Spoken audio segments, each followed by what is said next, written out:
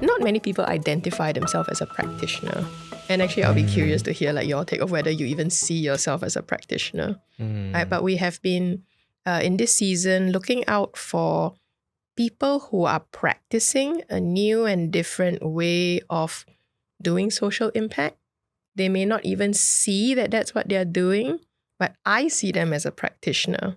And we've had like some pretty like cool conversations with people who don't necessarily identify that way, but there's so much to learn from what they're practicing. Yeah. So in this episode, I have Khai Seng back. We interviewed you in season 1. It was one of our more existential episodes because we're talking about creativity. Yeah. And I feel like I'm getting you back in this season for yet another potentially existential conversation Oh no, right? I think it was last year. You started talking about the metacrisis, right? And you said like that was an issue that you really cared about. You wanted people to know more about. And I think that was the first time I heard of the phrase metacrisis. And I was wondering what about that was drawing your attention so much. So maybe let's just go right into that. What is the metacrisis? And why should every impact practitioner get to know it at least a little bit? So what is the metacrisis? Yeah. Long story short, Okay. it's really the dynamic. It's really a crisis of humanity, if you think about it that way. And it's really the idea that we engage subconsciously. So we don't even know this happens, but we engage in what we call negative sum games. Okay. So not zero sum. So zero sum meaning, I win, you lose, like chess. But negative sum meaning we play and we are both worse off after playing it. Okay. And it's a really unique thing where we make the best choice for ourselves. Okay. So the most optimal choice I make for myself, you make the most optimal choice for yourself. Yeah. And as we play this out over time, it's actually the worst choice for both of us. As in it gets increasingly worse and worse. Yes. But it doesn't present itself that way. It doesn't look that way. Okay. Yes. So an example would be, I want to get promoted in my job. And then I'm willing to put that 1 hour extra past working time just to complete that report. Okay. So that my boss will say, hey, this is a really good job. And then, during my performance appraisal, again, you can talk about it. I put in that 1 hour and that's great for me. And then after a while, my colleagues will be like, hey, Khai Seng is putting that 1 hour. I think I need to put in that 1 hour because I also want a promotion or I want that salary increase. Yeah. Now I start putting in that 1 hour and maybe I'll put in a little bit more, 1.5 hours. And lo and behold. So there's like a snowball effect of like now we suddenly have a whole culture of everyone trying to put in more hours. Yeah. Even if they're questioning, why am I putting in so many hours? Yes. But because John's doing it and Sandra's doing it, I might as well do it also. Yeah. And the boss is like, hey, somebody else is doing it. Why can't you do it also? Okay. So what is it that you do for work that is causing you to be so interested in this meta crisis thing, whatever it may be? In the work in Studio Dojo, we look at design thinking, we look at futures and foresight, we look at OD, organizational development and leadership development. So really in all of these domains, we realize, wow, whether we are working with the education or taxation or helping a company have a 4th generation set of leaders that are wise, this common dynamic keeps coming up. This dynamic of this meta crisis, this negative sum game dynamic keeps coming up. Okay. Especially when we look at societal issues like climate change and why it hasn't really moved much or it's really gone backwards. You look at the SDGs and you look at the progress we've had across these years.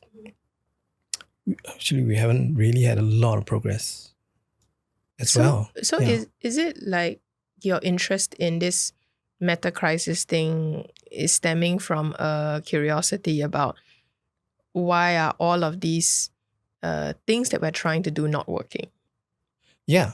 And also trying to understand what maybe is the root of the issue, or what's something that we still don't see that needs to be addressed. I think that's really the main thing. Like what else are we needing to uncover? Because obviously the things that we are resolving now doesn't seem to be helping. Why don't you bring us down the rabbit hole of how you got sucked into this interest in like the metacrisis? Because I don't think it's a mainstream term yet.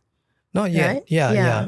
It is growing in some circles, but thanks to YouTube recommendations, I got recommended a 2 hours, 40 minutes video. I guess I was searching for systems change, emergent strategies. What are the largest systemic issues? Right. And so I was watching videos around that, and then this pops in around the meta crisis and how do you do sense making of something that's so large that it can't really be boiled down in a couple of hours of exploration.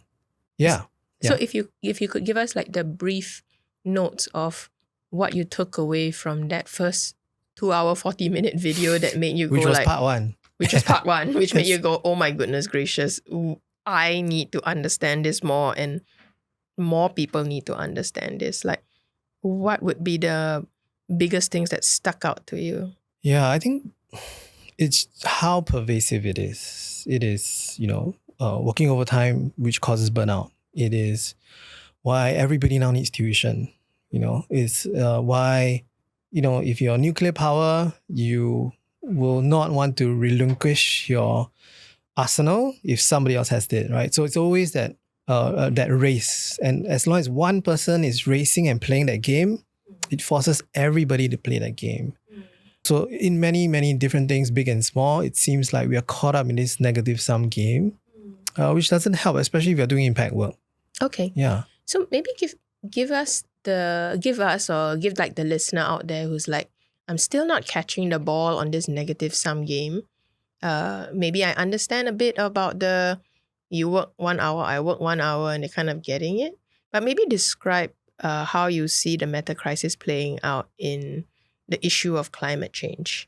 It's also interconnected. So really, to understand the meta crisis, you also have to understand the poly crisis, which is multiple crises happening all at once, right? So you've got climate change as a crisis, but to really understand the climate change crisis, you have to understand the economic crisis and how we value things monetarily. So things that can generate money get rewarded. And so we are in a race to always generate value. Yeah. Right. So, for example, a tree that's out there outside your window has no economic value. But if you chop it down, turn it into timber, you suddenly convert it into value that most organizations and people would want. So if you constantly have to turn things in the world into value, you're going to then create a culture or incentives, perverse incentives, where, you'll be willing to cut down more and more trees just to get more and more money because that money is what, you need to survive. Right. And without that money, you're going to get into mental health problems, which is another crisis. So you see how each of these different crises lead to one another and amplify each other. And that is a polycrisis. Yes. So polycrisis is when we have many crises all woven together. Yes. All affecting each other. And so when you have all of these happening, for example, in the climate crisis, then you have people who say, okay, I want to do something about the climate, but that means I have to redirect resources away from developing my economy. I have to redirect away from technology, defense. Now it's a big topic as well. So I have to redirect money to the climate. But if I do that, other countries would get ahead of me. So I can't afford to look after the environment. Yes. Because I need to afford like a bunch of bombs or something. Yeah. And once that happens, you go racing one way. It means you are not racing in other ways, and that's why sometimes it's stuck as well, right? Okay. Where it's like, okay, who's gonna start first? Not me, because I want the advantage for myself, so I'm not gonna start first with this. So you start first. Okay. And then we just go Round and into round a round and round. of all of us not starting at all, getting stuck, and then having to talk year on year to get concessions and agreements on things that we really don't want because we are disincentivized.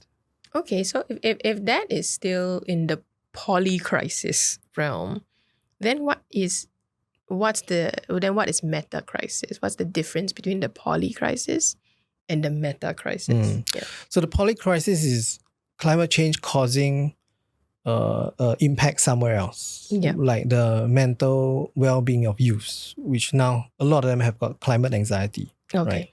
Right? So that's each of the crises affecting other crises. The meta-crisis is that negative sum race. Okay. So it's you might have heard of the term tragedy of the commons or prisoner's dilemma. Yeah. It's really when as a group, we just don't decide well for all of us together for the long term. Yeah. So we know it's right, but we don't. It's just because we are not incentivized to do that. So if I'm a practitioner of whatever kind of impact work, say I'm working in the government or I'm working in the non-profit space and I'm trying to have good impact in the world, right? Why is it important for me to be interested in this dynamic, this meta-crisis, poly-crisis, tragedy of the commons? Like, I've got more than enough things to think about. Now I got to think about this. What's this? Yeah. What would be your pitch to them about why this is worth considering? I guess the question is, are you solving maybe like a symptom? Because if there are underlying race to the bottom type mechanics in whoever you are doing good in, those forces might be stronger than whatever incentives and whatever support you can provide.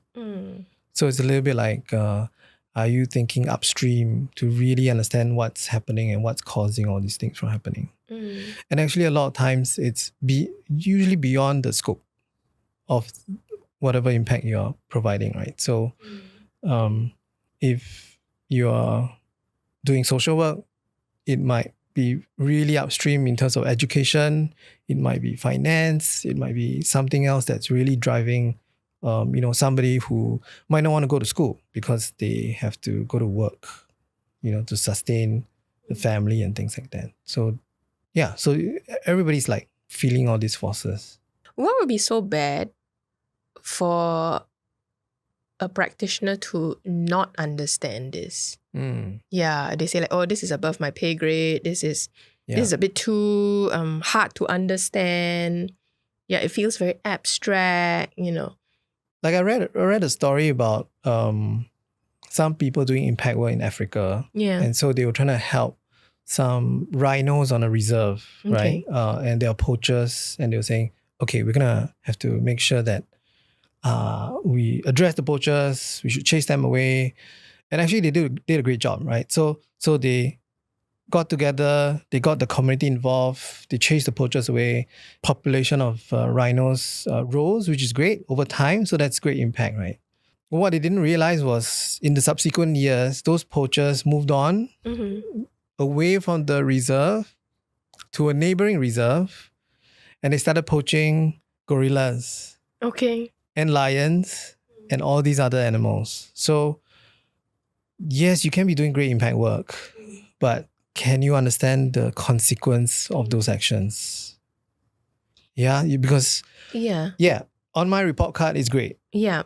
But for somewhere else, in a different area, in a different topic, in a different domain, the impact can be felt. And it may not be immediate as well. And that's really one of the challenges around it.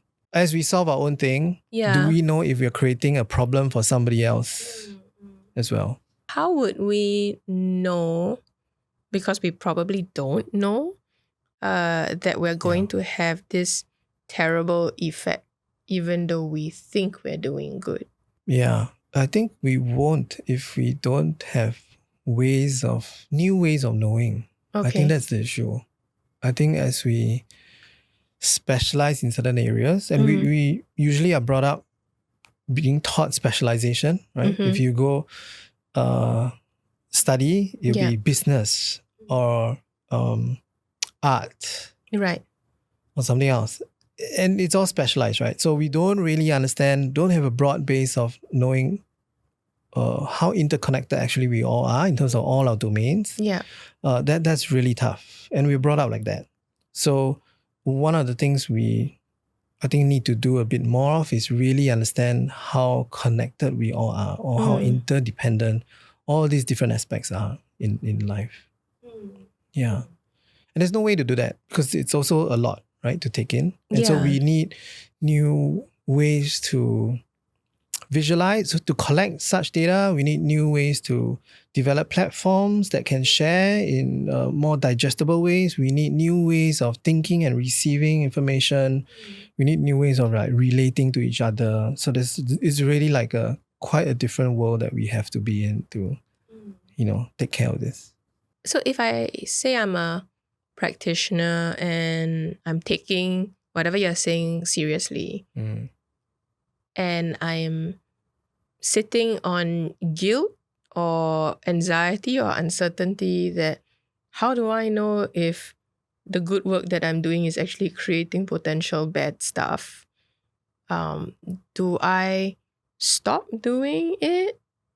Do I try to get smarter before I do it? Like how do I wrestle with this concept? Yeah. I'll say don't stop, because there's probably some benefit. And like what the metacrisis, right? There's probably some benefit of you doing it for yourself, for your circle, for your domain. Continue. But I think learning how to widen our boundaries will be important. Like our boundaries of view, right? If we think, I'm here just to help with the child's education.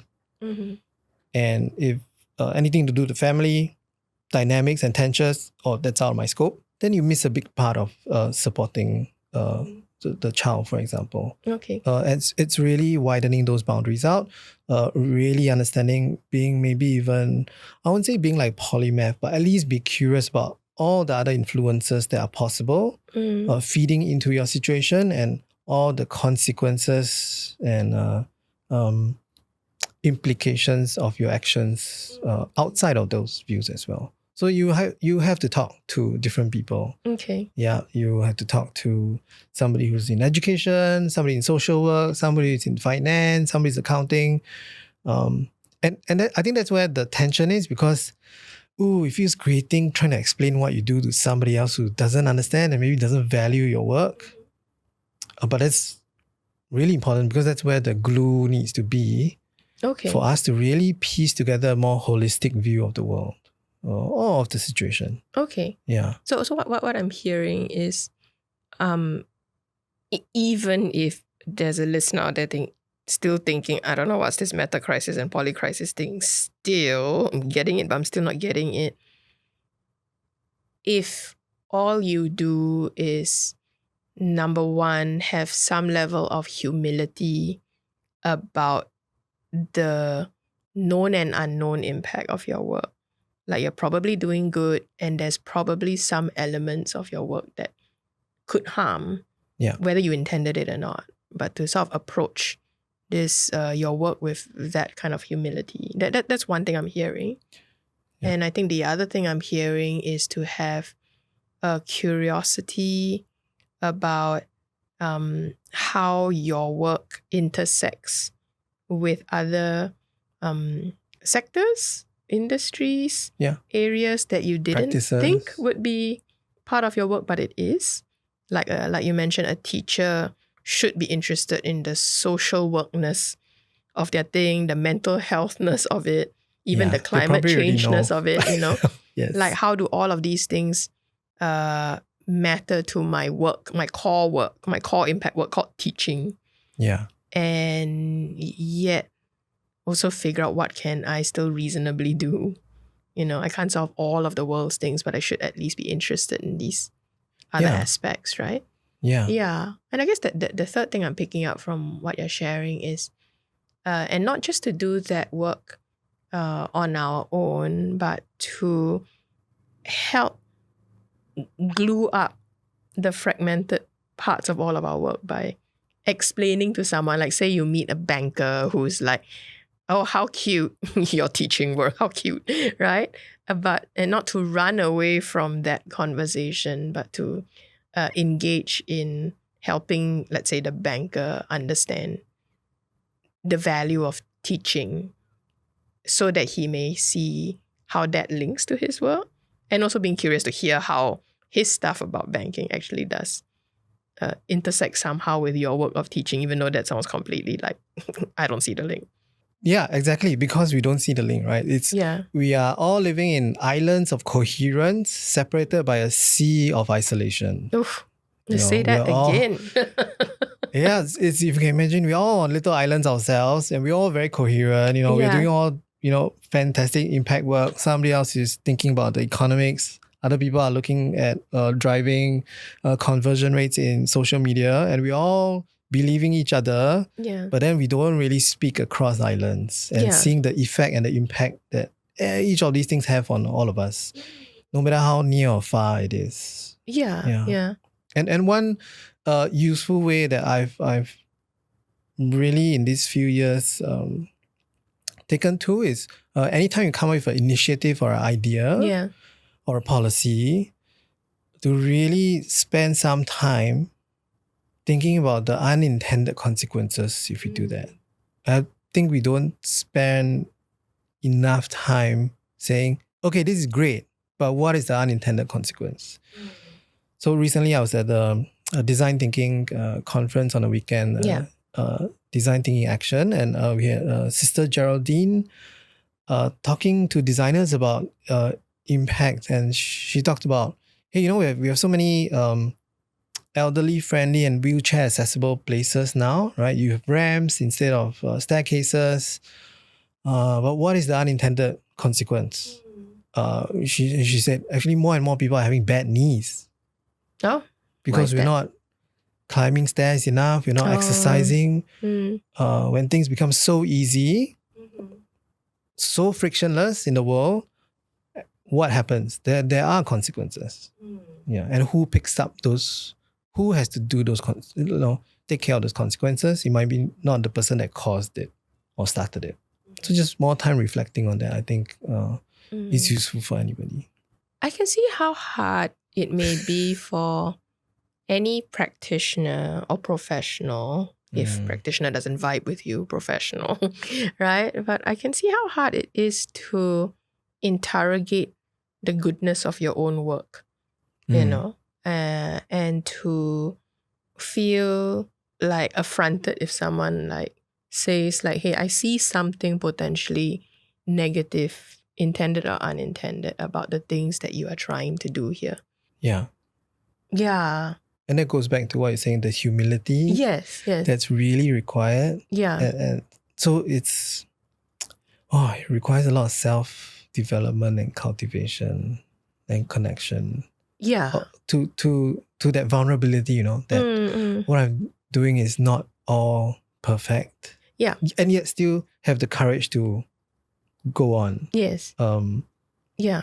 Because in a weird way, it's like especially for anyone who signs up to do good work, right? It could be, I want to do good work in banking. I want to do good work in the social sector. I want to do good work in education. Like, you really want to be a good practitioner, a good professional. And it actually takes a kind of arrogance to say that.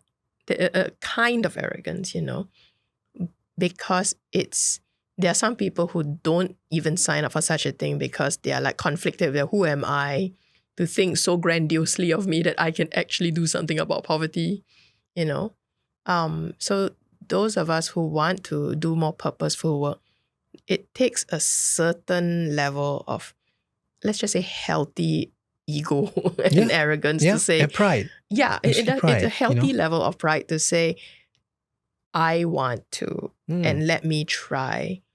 And then there is that blow to your pride if you examine your own work and realize like, oh my goodness, there might be something unintended and negative about the way I'm doing it, right? And how do I do better? Yeah. Right? And it just strikes me that people may be thinking of all this and never have heard of the phrase polycrisis or metacrisis. Yeah. But I suppose like the meta and the polycrisis words maybe point to the scale of the problem more than anything. Yeah. Right? It does. And obviously the meta crisis, yes, it is a global scale societal issue. It's also at a country level, it's at an organizational level, it's also to the individual as well, right? So it really, in a meta way, yeah, it spans any level of system. Yeah, like I remember going for your sort of like a teaser workshop on the meta crisis in one of our events in the Civic Center. And I was struck by how you were trying to paint the historical nature of it, as well as the present. Look at how many layers it's hitting at, right? And the historical nature of it is it's so cyclical, like it's been happening for a very, very long time. It's just even more compounded as our world has gotten more complex, right? You used a phrase in your workshop that I think is quite crunchy.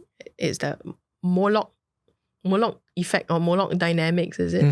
Yeah. Could you explain what that is? Yeah. So Moloch is a Canaanite god. So it's an old ancient god. I think people sacrifice to the children to that god for a good harvest. Obviously, that's not a great exchange to have, but it's really that negative sum game, right? So Moloch really is the idea of that negative sum dynamic. You give me something and I'll give you another thing which you think is good, but ultimately you lose out in the end. So the negative sum game is the nicer version of the Moloch dynamic. Yeah. Moloch is like, what is that? A bit cheap. Okay. But yeah, so it's really that negative sum game, right? That Moloch dynamic. Okay, so like sacrifice this wonderful thing. Yes. And actually you get a not good thing in return. Or you think it's a good thing, but it will come back to bite you. Bite us. Actually, not you. It'll bite all of us. And you know what? It does take a lot of resilience. I think I was also saying in that workshop, we not just need individual resilience, we need like a planetary level resilience to withstand something as I would say insidious as this kind of dynamic. Yeah. We really need like resilience at the societal level to say, no, we can prevent this, we can stop this. Yeah. And in history, there has been times where we were able to coordinate as a whole group, or what they call the collective action issue. We have been able to do that. Okay. And so we just need to uncover back the ways of the past.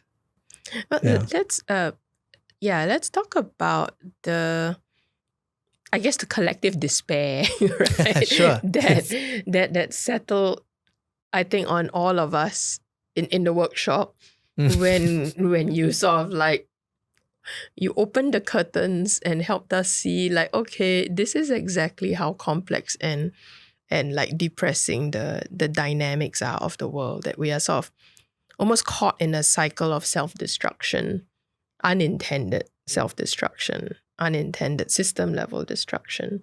And I remember like there was this gloom that just like set on everyone, because it's like, wow, like how do we escape this dynamic? How do we stop doing this to ourselves, right? I know there's a climate crisis, but I cannot stop myself from buying cheap things and fast fashion every time like a sale comes around. I know I don't like the stress and the mental health crisis that my kids go through. But here I am signing up my kid for yet another extra curriculum class that I don't want to, but it feels like everyone is doing it. And like there was just so many layers of like, why are we doing this to ourselves? And then that pessimism, that hopelessness sort of like settles in, right? You mentioned that collective action may be a way out of this. But let's slow it down to what can the individual do at that moment of feeling the full weight of like, we are really, really getting ourselves in mess after mess after mess in the world. Yeah. How have you wrangled with it? I think based on, this couple of years exploring this, actually my take is nobody knows how deep of a mess we are in. I think we think there is some mess going on, and maybe in the back of your mind, like, something's a bit off with the world. I don't know what. But there's that. But the real extent of it, I don't think a lot of people know. So in that workshop, you learn that if you weigh the amount of wild animals out there in the world compared to domesticated animals and human beings, wild animals only weigh 4% of the world's weight in mammals.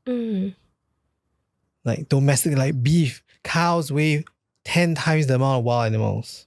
Like, I don't think people understand the scale of the issue. Yeah, I know the stats that you shared, Khai Seng, were tremendously like depressing. Right? Or is the fertility rates for guys is dropping 1% every year on year for the past 50 years. Or like the fact that we were all basically eating microplastics and we can't do anything about it. Yeah, forever chemicals, right? And things like that. So I think maybe at a subconscious connected level, or maybe at a spiritual level, we can feel the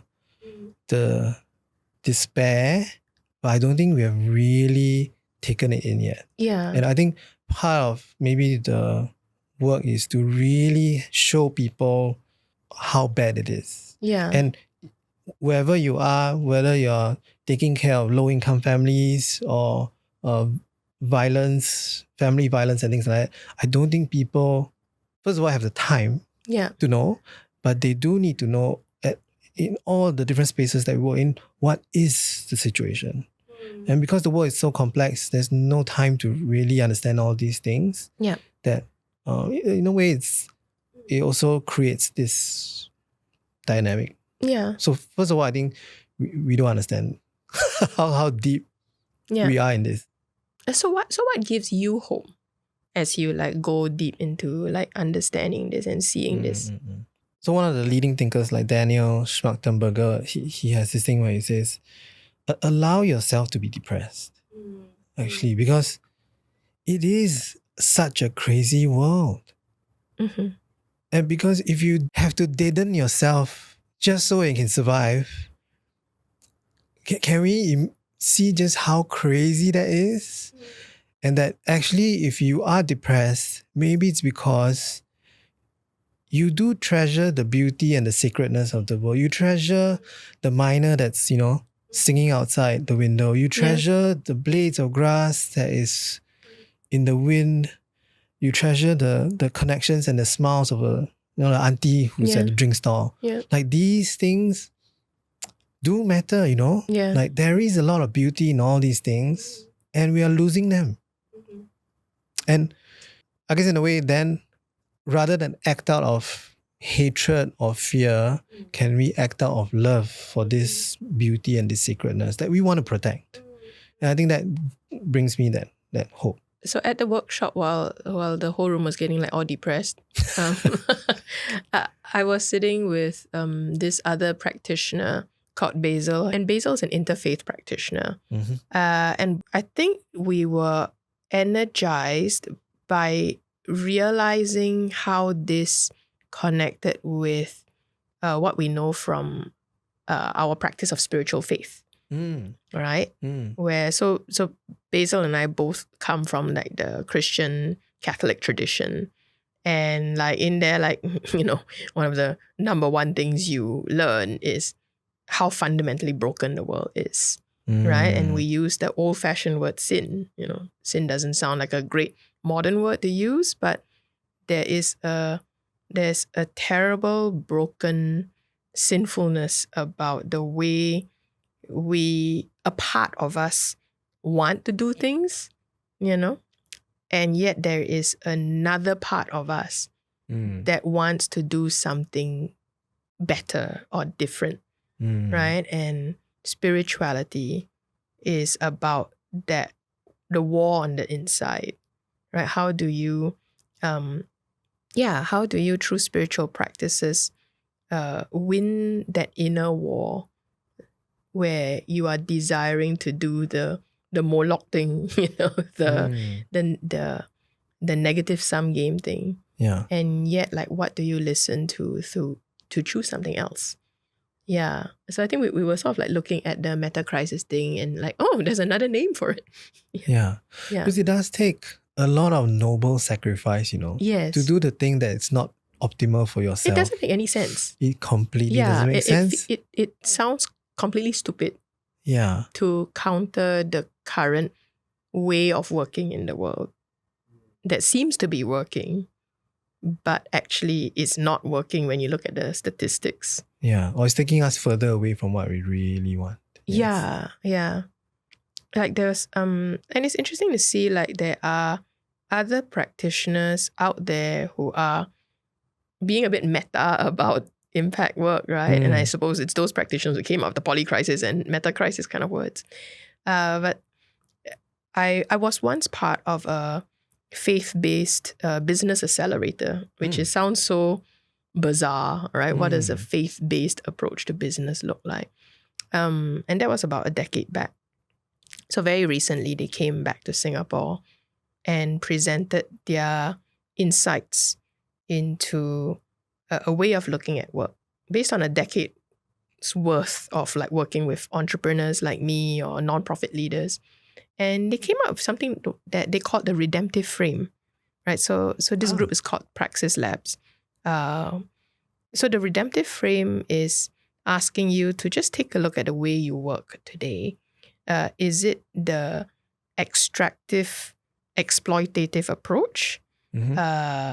Or is it the ethical approach, which is one step better than the exploitative approach? Or is it the redemptive approach, which was the third, like concentric circle? And they broke it down in interesting ways from operations to leadership to strategy, right? And I thought it was like a very simple but clear breakdown of trying to understand your work. So for example, from operations, they would say the exploitative way is you're using people almost like as cogs in the machine for your operations, versus the ethical approach, which is I'm trying to respect people at least. I'm respecting their strengths, their talents, their values, and that is definitely one step above the exploitative. Yeah. But the redemptive one is like the very counter-intuitive one, which is you bless people through your operations, which is a very like spiritual sounding word, right? Like what's the difference between respecting people and blessing people through your operations? Yeah. So I guess it's like going above and beyond what seems sensible. Like for example, if you're a boss running your operations, you might think, is it not good enough? Like ethical enough that I am paying people a fair wage, giving them whatever the laws decree as that's good, and giving them benefits, surely that's good enough. And it is. It's certainly better than exploiting. Yeah. But to bless is to go above and beyond what is required. And that actually would require you, so if you look at the leadership point of view, the exploitative approach to leadership is, I think, I'm going by memory right now, the exploitative approach is to live for yourself, a leader that lives for themselves, right? And then the ethical approach, if you want to do it better, is to, I think, develop yourself or something. Like, okay, let me get a bit more self-aware. Let me get myself coached. I'm doing much better than the other dude who's just living for himself mindlessly. Yeah. But the redemptive approach is the counterintuitive, more than develop yourself. Are you now prepared to die to yourself? Which is the self-sacrificing. So you can see, like, I'm not going to be blessing my people above and beyond if I'm not prepared to actually take a hit. Yeah, you have to And sacrifice your self-sacrifice. profits, Correct. your revenue, if you're going to pay it out That's right. to your team, like, right? And it doesn't make any common sense. Yeah. You know, why should I hurt myself? You know, look at that framing. Why should I hurt myself so that I can help others? Shouldn't I just be, I help you, you help me, win-win. But this is above and beyond win-win. This is almost a I lose with quotation marks. Yes. So that you can win. But you would only do that if you see that I lose is not really an I lose. Yeah. But I deeply, richly, spiritually win. Which is where you get the, this doesn't make any sense. Like, forget it. Let me just stay in the ethical realm. And the ethical realm is actually a good realm. Yeah. It is way better than exploiting. Yeah. But the redemptive is like going like a total, like, this is like, you know, only like God can help you or something, right? Yeah. Because it doesn't make sense in this world. But that's almost the point. Yeah. Yeah. And I love that because this world doesn't make sense. Yes. You know, like Gabo Mate talks about the myth of normal. What we think is normal is very abnormal. Yeah. And being well adjusted to a normal world is not good. Yeah. And maybe we have to readjust, right? And because like I was talking about the wide boundaries. Mm-hmm. Yeah, it's really broadening the boundary from me, myself to others. Yeah. It's also broadening out, maybe there's other value that can return to me other than financial. Financial is not the only be all and end all value. Yeah. Spiritual value. Yes. Emotional value. Yeah. The value of community, connectedness, the value of seeing somebody else succeed. Yes. And be at peace. Yeah. And not struggle. I don't think we connect with that part of ourselves as much, right? Yeah. And it's, it's almost like a simple concept, but it's also really, really difficult. Yes, because we have to bind everybody to follow this. Yes.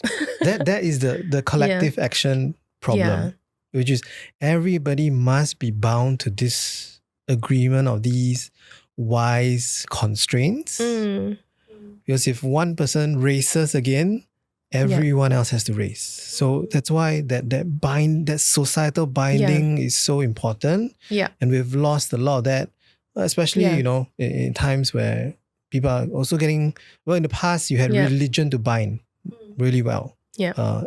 Most times. Yeah, religion but nowadays, to the problem in many ways, but we won't go there yet. yeah. But nowadays there's less of that societal binding. Yes. And that fragmentation, I think, you know, adds to this. Yeah, like it helps me make a lot of sense of like the spiritual language in my belief system of Christianity. Because like if I understand sin as brokenness and fragmentation of the self, and how it plays out in actions that further fragment or break the world, then it's true. Like, what stops true collective action and true collective social impact is all I need is just one individual, right? And it's unlikely to just be one. It's probably a bunch of us. But just one, like if I choose to, let's use the big word sin, or choose to do something that is broken, and let me do something that's a bit broken, there is a ripple effect.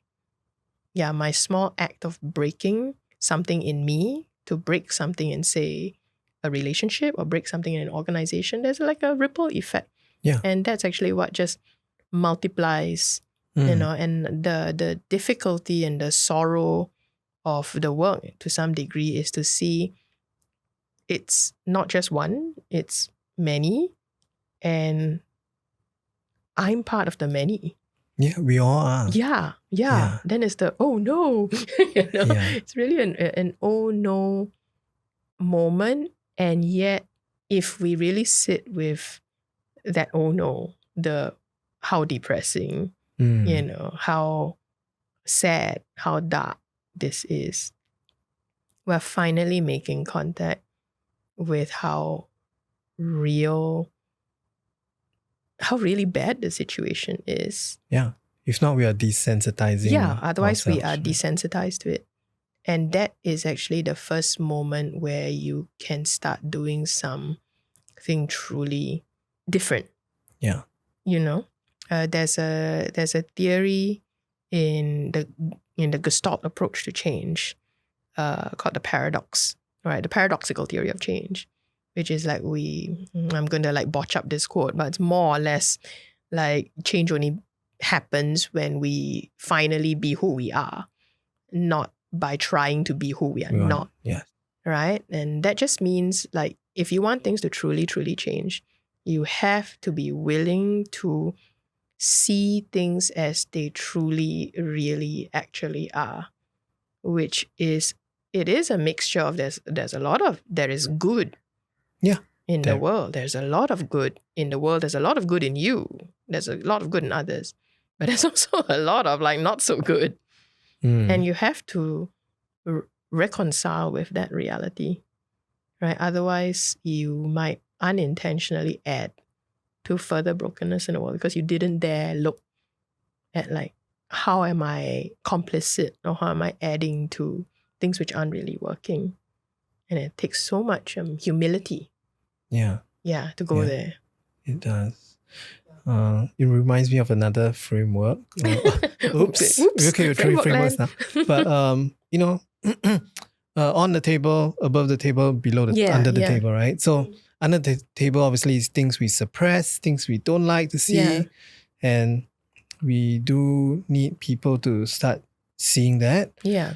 But it's also the things that are above the table, right? The things that are too wonderful to happen. Yes. Where we're like, yeah, those countries can do that. Of course can. But in Singapore, how can we be like that? Yeah. And we throw away those possibilities just because we have a little bit of that cynicism or skepticism that can work, right? So even wonderful things we might not see the truth of. Yes. The generosity that people can have. Yeah. As well. Yeah. I'm just thinking about how like it doesn't make sense to do the sacrificial, redemptive approach, going above and beyond, let's say, the ethical. But there's something so powerful when you witness even one person sort of like choosing that way. Yeah. Right? It just reminds me that in the conference where Praxis shared this redemptive framework, right? I remember on panel, and that's what I really appreciate, real business people, real non-profit leaders actually making this framework explicit through their life stories. And there was this CEO of a New Zealand-based construction company. Mm-hmm. And he was on panel, and panelists are usually the ones who are supposed to be like, oh, we are supposed to tell the perfect story of how we do the redemptive thing, right? Uh-huh. And I loved how honest and vulnerable he was that I do want to do the redemptive thing.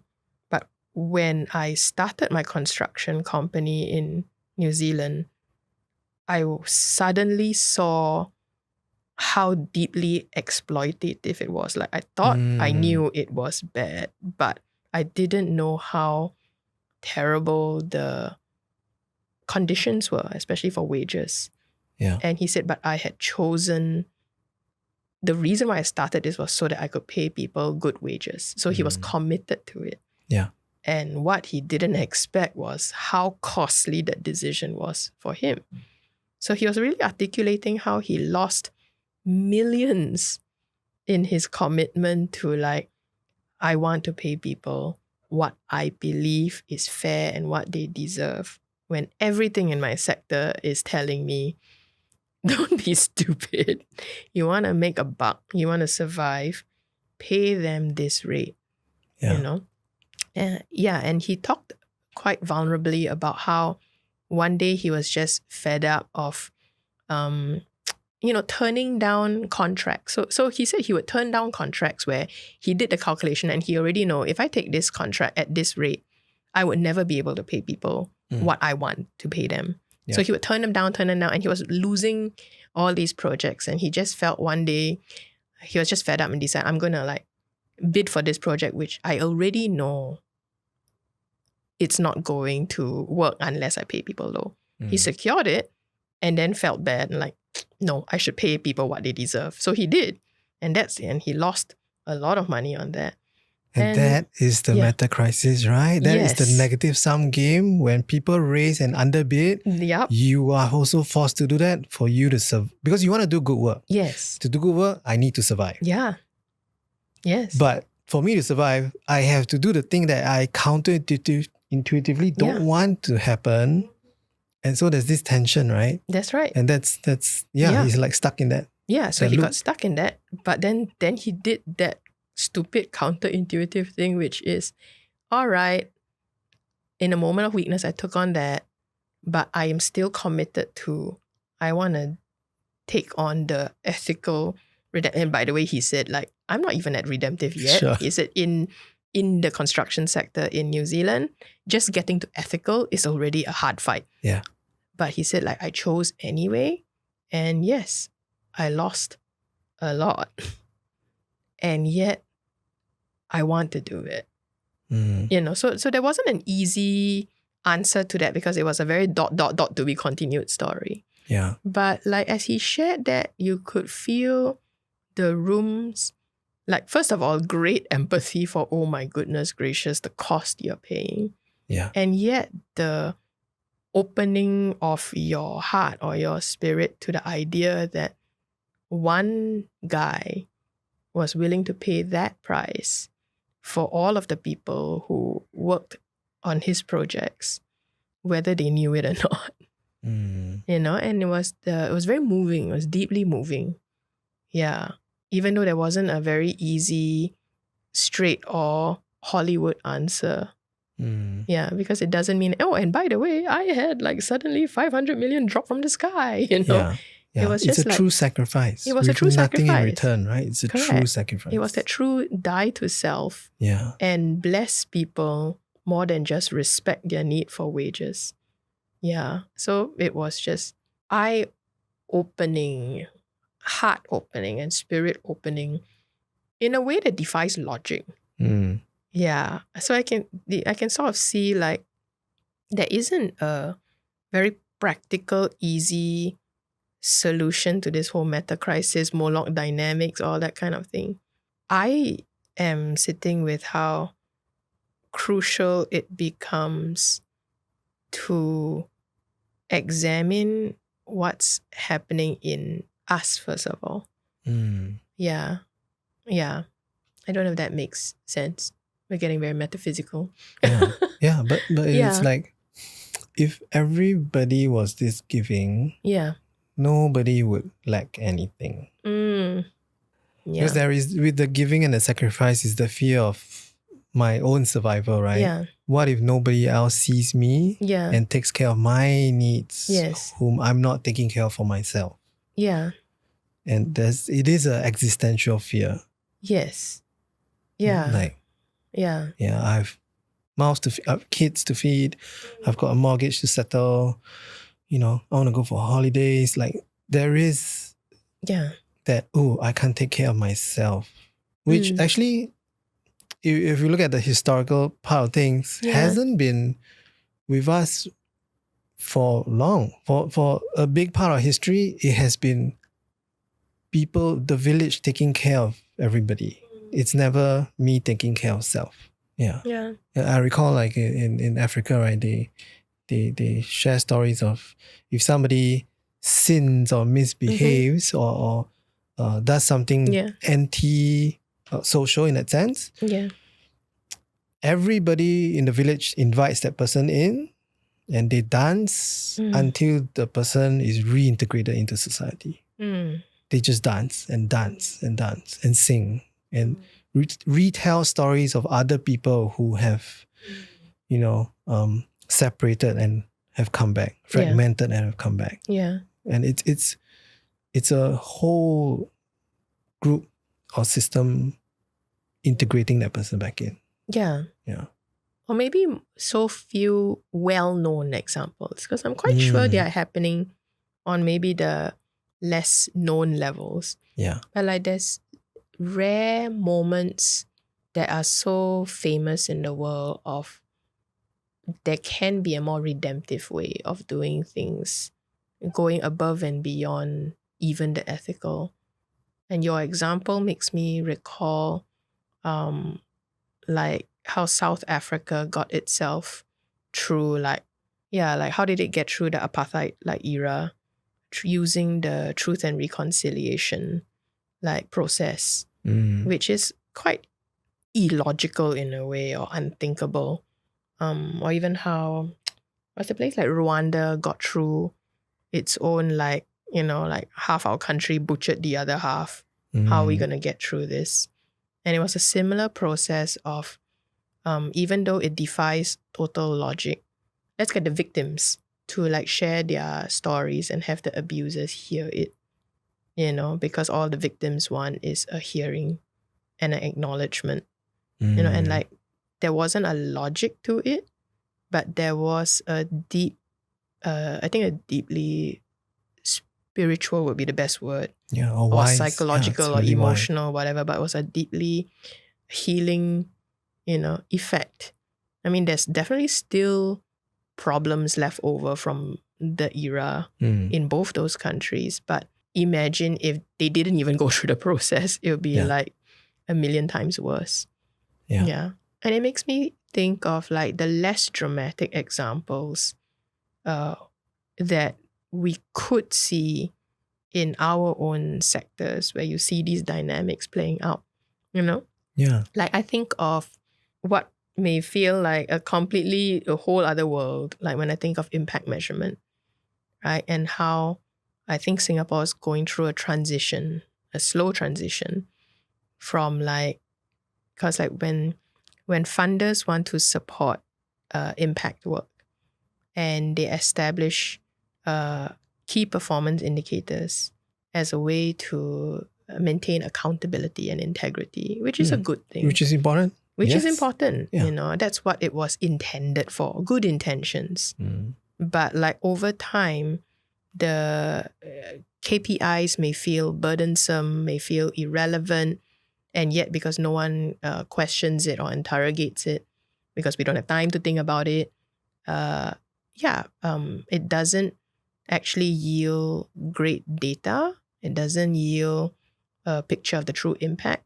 Yeah. Practitioners just report according to KPIs that they no longer believe in, or they fudge stories so that it looks good, but actually it doesn't reflect the real whatever we're doing. Or you don't give me the ability to be honest that, oh, by the way, our work had an unintended negative consequence. But I can't tell you. If not, I'll lose my funding. Because I'll lose my funding. I want to change method, but I cannot tell you I want to change method. So I can see that playing out there. And it makes me wonder, what does this redemptive or self-sacrificing approach look like in that realm? You know, what would it look like if funder and practitioner took on a more almost an illogical way of looking at it? Yeah. Like the more progressive funders and practitioners talk about, what if we don't do KPIs? What if we both go on a mutual learning journey? Discovery journey. A discovery journey, which the more hard-nosed funder will look at and go, what do you mean? Let's go on a learning journey here. Yeah. And accept that there may be potential negative consequences. I don't want to invest in someone who has potential negative consequences. And I can see like how hard it would be to let go of the old way to consider a new way that looks a bit silly. And like you said earlier, right, it does take humility to say that as a funder, I'm going to fund something that cannot be 100% perfect. Bullseye. With no negative consequence. That's not possible in such a complex, interconnected world. Yeah. It does take a lot of humility for somebody with high power distance to be able to do that, right? And a similar humility from a practitioner who may, let's say, be 100% my approach, my strategy is the strategy and it totally works. And to have the humility to go to your funder and say, I think I was wrong. And they would probably appreciate a funder who says, yeah, and we have now learned that. So what can we do together to make this work better? Yeah. And like if that happened, I think it would be such a game changer because it's so bizarre. It is, because this, I don't know, whether to say abnormal world, it rewards bravado and confidence and surety and calculatedness and say, I can guarantee you give me this, I will give you that. Yeah. People would fund that. Versus, I'm not sure. Yeah. Then people will be like, oh, you don't even know what you're doing. Why should I give you some money? Yeah. And so it's bizarre. Yes. But in a way, you've used this word, right? The illogical. Yeah. I guess to me, it feels like there's some things that there's a way up to a certain stage where logic can take us. Yes. And beyond that, we need something more than, I think we still have to be logical in some, I guess, in a way, but there's something beyond logic that's required. Yeah. Part of that formula. So there's some part of that formula missing. I don't know whether it's spirituality, it's wisdom, but there's something else that's missing to take us to that redemptive stage. It's interesting because from a spiritual development perspective, so in the recent 4 or 5 years, I've been exploring how spiritual development integrates with organizational development, leadership development, all that stuff, right? Because I felt for the last few years that if you don't look at how spirituality integrates into these things, you can actually perpetuate pretty not great behaviors that look good but aren't actually good, you know, from a OD or leadership development perspective. Yeah. And there was a principle that this spiritual teacher said that was very sticky for me. He was saying it's not about right and wrong, which is quite a sticky thing to say if you're a spiritual teacher. It's it's not about right and wrong. It's about life and death. And I took it to mean that means there is a point where trying to figure out the rightness and wrongness of things doesn't help you anymore. It gets you more and more stuck. And the only way to get unstuck from that right-wrong mud was to look at it from, okay, what would give me life right now? Or what would give someone else life right now? What's killing us inside? Or what's killing us? My team, Yeah. It's just a different perspective to it. Yeah, what would be more life-giving versus more life-depleting? And that mental model has sat with me for a while, as in how different it is to examine the situations we're in that way. Yeah, and when I looked at the redemptive framework, ethical makes a lot of sense. It's definitely better than exploitative, and it still makes a lot of sense. And maybe that's where the ethical doesn't always work. So I can kind of see the difference between the ethical approach, which is really good. It is about the rightness and wrongness of things still. And there will come an edge where suddenly the right-wrong thing is not helpful. And then it becomes about, all right, what would give new life to everything? And what should we put to pasture? What should we just bury? Yeah, what's killing us? It's different. Yeah. Yeah. And I'm very sure someone who's very logical and rational listening to this is I don't know what you guys are talking about anymore. Welcome to the world of spiritual formation, right? It's a place that defies current logic. Mm. I don't know. I mean, I'm sharing a lot from the sort of like the faith perspective. I'm wondering how that sits with you. Yeah, I totally resonate with that. I hear echoes of ecology as well. So it's a science of aliveness, and that actually even death brings aliveness. Yeah. So what, in a way, like, Yeah. don't be afraid of dying to the self. It is material for what will be alive next. And it's part of it's also, is there really a I? Is there a me without the we?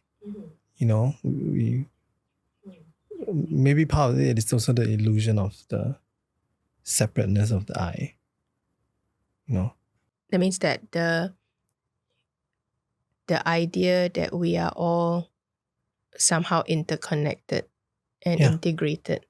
Yeah. And if we could accept the very foreign, illogical sounding idea that we are all interconnected with each other in more ways than we think, that somehow this would help with the whole metacrisis, polycrisis thing in a way that surpasses our understanding. Yeah, it's a true, deeper appreciation of life. Yeah. I think I am struck with how this links to the definition of love from a very famous theologian who was also a kind of systems thinker. But his definition of love is the desire to unite what is separated. And I can see how, in a very strange way, it sounds so like naive to say this, but love might be the answer to answer to a deeply complex bunch of polycrisis, metacrisis. Where do we even start? This is overwhelming. And answer might be to, what would love look like? In your work. What would it look like to bring together things which are normally separated? Whether it is concepts or approaches, people or stakeholders, because once we can actually unite with each other, we'll start to integrate like stuff that maybe we're not seeing. And once we see it, maybe we would change. Yeah. Wow. I can always expect a very philosophical conversation with you. We have to bring this to a pause for now. Sure. Yeah. Because I'm sure there will be a trilogy to existential conversations with Khai Seng. Maybe we'll end with, we're trying out some different closing questions. Okay. Yeah, so just go with your instinct. Sure. So if you want to change something in Singapore, what would you suggest we do? Okay, maybe that it's me being like a proud Singaporean. I do think we are a good microcosm of what the world can be in many ways. And if we can be a redemptive society, wow, I think that would show that at least somewhere in the world, this can happen. Yeah, I would wish that for the generation of unborn Singaporeans. Wow, may that be so. The second is, as you look at how people are trying to approach changing things, what is a way that you have seen that causes brokenness and you would like to say, please stop? And what is a way that creates more wholeness and you would say, please do more? What would you like people to stop doing? And what would you like them to start doing? I think stop deadening yourself. Like, I think we have a sense of when we are alive and when we're not. And easy to deaden ourselves to not feel the despair Mm. in the world. To start feeling the despair. Yeah, like okay, sure, you know, there are all these problems, and then the next day emails come in, your TikTok feed comes in, and we kind of forget, Yeah. and we just hope somebody else or something will happen and magically it will all be better. It doesn't, so we have to kind of like keep ourselves alive Yeah. to really Yeah. be alive. Like, No, I like that. I think when we start to feel that despair for real, we might also start to see how we could be the hope and the change that is Yeah. needed in the world.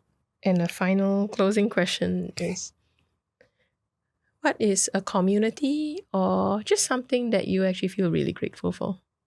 this one here now, Oh, it's also the people behind the scenes. I think, it's part of there's some waving at like Azrin happening right now. But yeah. yeah, and Brandon And Brandon. and how we even got this room and who gave us this room to be in, and everything else that needs to happen for us to be here speaking about this thing. Like, Wow. like you have to invent the universe for us to be here, and I guess we have to be grateful, right, for supernovas to happen so that we got all these materials. And That is the most philosophical answer I think I will hear to this. But I totally get you on that. Like, there is a strangeness when you sit down to realize what are the things that had to conspire to even create this one single moment. Yeah, where we're here. It's a lot of things. It's a lot of coincidences and choices and good things that created this very weird, mundane moment of, hey, Khai Seng, what's the metacrisis? So, yeah, I'm grateful for that. And I'm very, very grateful for the gift of thoughtfulness and depth and willingness to go where not many people think is relevant to go. Even I don't know if it's relevant. I know, but I really appreciate that explorative aspect of you as a practitioner, and it makes me feel inspired and encouraged. So thank you very much for your work. Thank you.